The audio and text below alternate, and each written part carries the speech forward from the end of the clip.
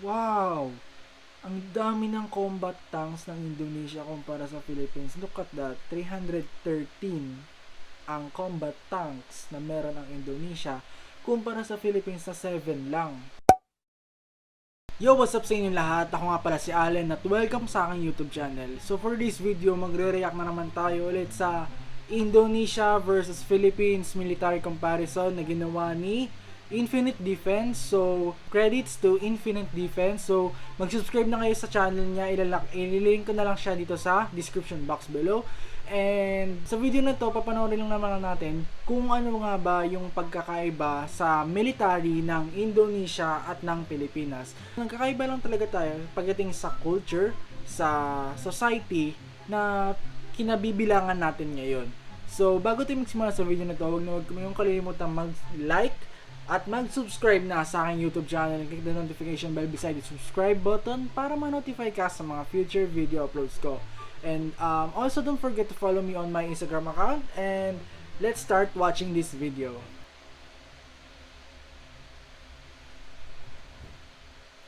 Infinite Defense. Indonesia versus Philippines military power comparison. So ang total population ng Indonesia ay 262 million, almost 263 million na siya. At ang Philippines total population naman ay 105 million. Almost 106 million na siya.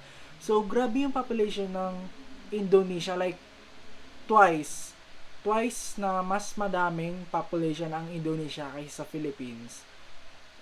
Wow!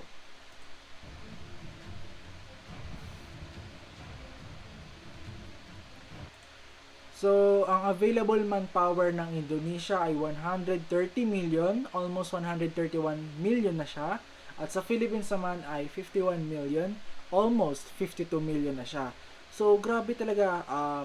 I think nagkakaroon tayo ng advantage sa pagdating sa population, pagdating sa Indonesia. Kasi mas malaki yung population nila, di mas madami din yung available manpower ng bansa nila. So, panalo yung Indonesia pagdating sa round ng available manpower.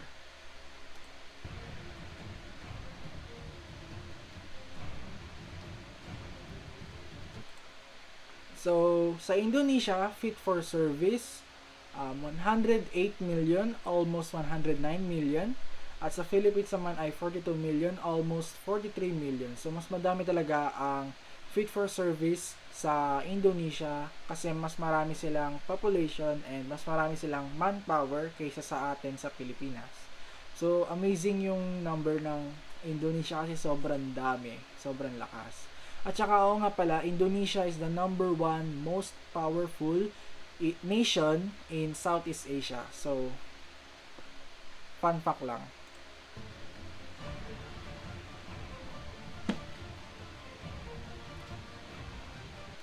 And then, Indonesia's total personnel is 800,000. And in the Philippines, total personnel is 305,000. So, madami talaga sa Indonesia.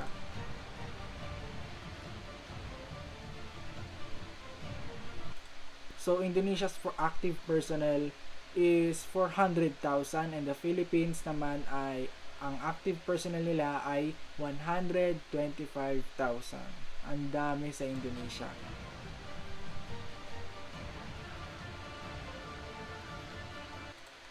At ang Indonesia's reserve personnel ay 400,000 and sa Philippines naman reserve personnel ay 180,000. So ang dami nga talaga sa Indonesia.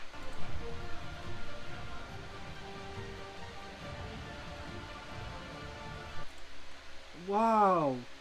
Ang dami ng combat tanks ng Indonesia kumpara sa Philippines. Look at that, 313 ang combat tanks na meron ang Indonesia kumpara sa Philippines na 7 lang.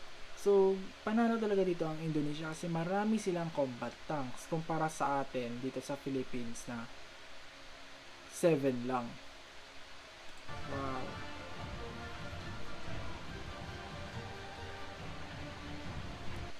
Yeah, Indonesia's armored fighting vehicles 1,178 at sa Philippines naman ay 513. So madami talaga sa Indonesia. Twice pa. Kung kukumpara niyo talaga sa dalawa, doble yung dami ng mga armored fighting vehicles sa Indonesia.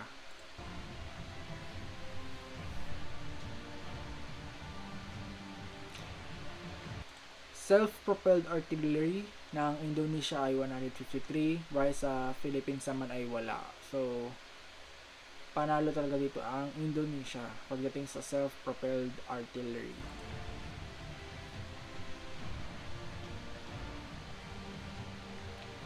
Next naman ay towed artillery. Indonesia 366 and Philippines 286. So, medyo madami na sa Philippines, pero mas marami pa rin sa Indonesia.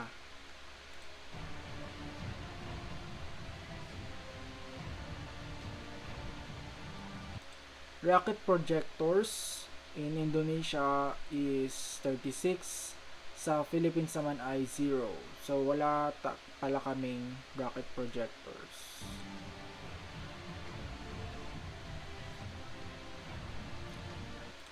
Total aircraft strength ng Indonesia ay 462 at sa Philippines naman ay 247. By the way nga pala dati dito sa amin sa Pilipinas na yung mga aircraft vehicles namin dito is para mga 1945 pa yata kasi hindi nila pinapondo ng maayos yung military namin.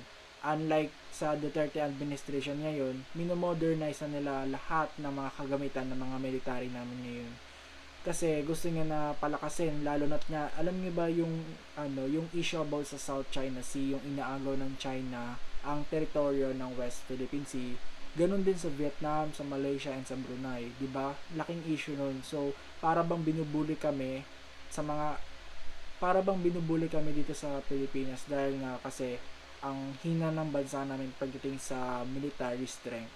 So, ngayon bumabawi sila kaya sana naman pagpatuloy pa nila para mas lalo lumakas pa yung military strength ng bansa namin. Pero pagdating naman dito, Indonesia talaga ang nangunguna. So, ang galing-galing nila.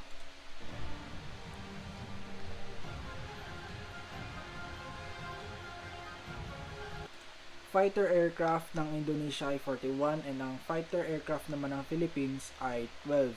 So, mas marami sa Indonesia.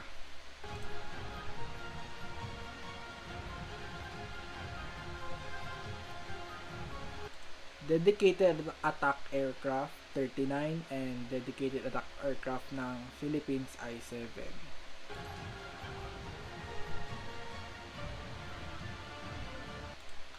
Transport aircraft ng Indonesia ay 54 and sa Philippines naman ay 23. Ang dami.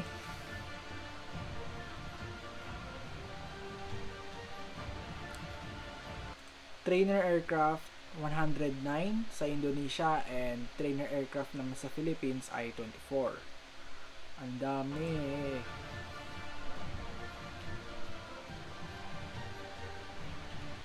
Total helicopter strength ng Indonesia ay 177 at ang Philippines naman ay 97. So mas madami talaga sa Indonesia kumpara sa Philippines.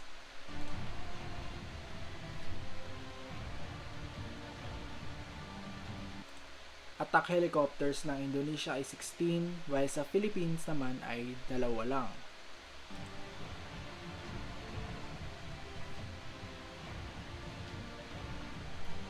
Total naval assets 282 sa Indonesia while sa Philippines naman ay 103 lang. So mas marami pa rin ang Indonesia.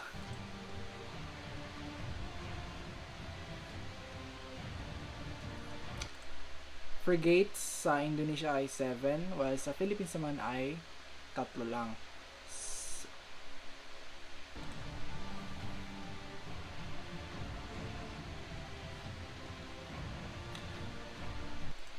So, yung destroyers naman ay 0 and ganun din sa Philippines, 0. So, both walang destroyers.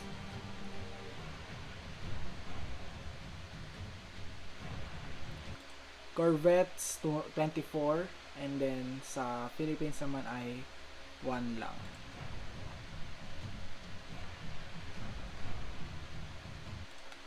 Yung submarines naman ng Indonesia ay 5, while sa Philippines wala pa. Pero may in-order na yata yung Philippine government ng submarine mula sa Russia, pero hindi pa namin alam kung kailan pa siya darating or mabibili ng Philippines. Kasi alam namin na binalita yon na bibili daw ng 1 or 2 submarine yung Philippines mula sa Russia.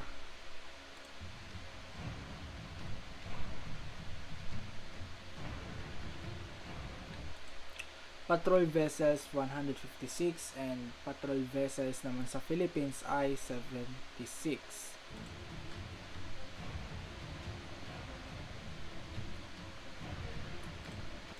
Mine warfare ng Indonesia ay 10, sa Philippines naman ay wala.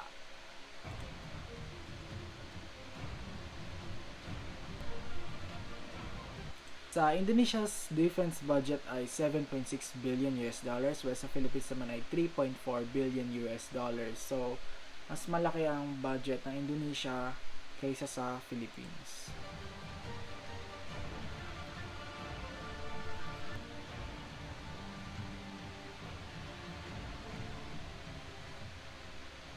A few moments later. So guys, tapos na nating reactan tong Indonesia vs Philippines military comparison in 2020 na ginawa ng YouTube channel na Infinite Defense. So, credits po sa channel nila. So, as you can see naman din sa video guys, na in-explain, na sinabi ko rin sa inyo na sobrang dami nga talaga ng strength power ng Indonesia kumpara sa Philippines because of their population. Kasi mas marami ang population ng Indonesia kumpara sa Philippines. Kasi kung titingnan natin sa population, mas marami talaga ang Indonesia kumpara sa Philippines.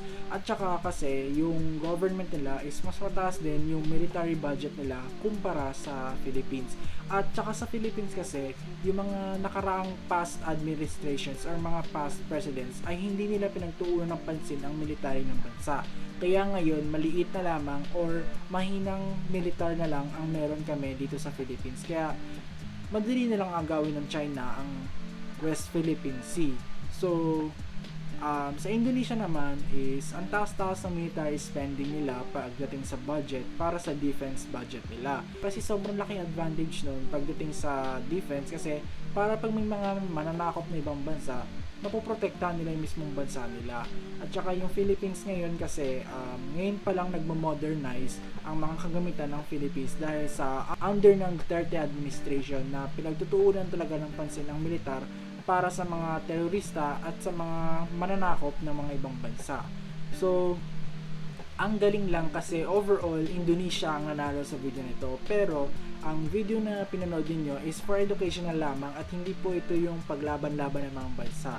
So, mas panaigin talaga natin ang peace and prosperity sa mga bawat bansa. Kaya nga may mga nabuong mga organization sa lugar natin kasi para mas manaig ang kapayapaan at ang kalayaan ng mga bansa. Ayun lamang po yung reaction ko patungkol sa video na ito. So kung nag-enjoy ka sa video na ito, huwag mong kalilimutang mag-like at mag-subscribe na sa aking YouTube channel. Click mo rin yung notification bell beside the subscribe button para ma-notify ka sa mga future video uploads ko. Don't forget also to follow me on my Instagram account. Ilalagay ko na siya dito and ayun lang, maraming salamat po sa panonood ng video na to and see you in my next video. Peace out.